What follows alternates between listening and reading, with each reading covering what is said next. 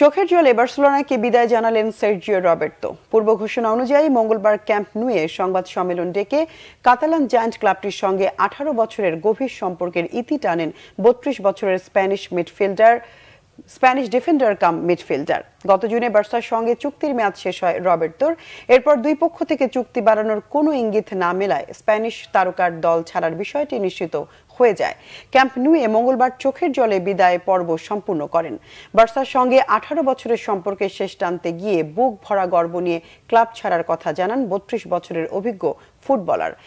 সারা জীবন বার্সার কথা মনে থাকবে সংবাদ সম্মেলনে বলেন রবের্তো। 2006 সালে বার্সার যুব দলে ঢোকার পর 2010 সালে মূল দলে অভিষেক হয় তার। ক্লাবটির হয়ে 373 ম্যাচে 19টি গোল করার পাশাপাশি সতীর্থদের নিয়ে করিয়েছেন 39টি গোল। তবে বার্সা ও তার সমর্থকরা তাকে মনে রাখবে 2017 সালে পিএসজির সঙ্গে 6-1 গোলের ঐতিহাসিক কামব্যাক ম্যাচের জন্য। সেই ম্যাচের অন্তিম মুহূর্তে তার করা গোলেই কাতালান ক্লাবটি অবিশ্বাস্য এক ফিরে আসার গল্প লিখেছিল।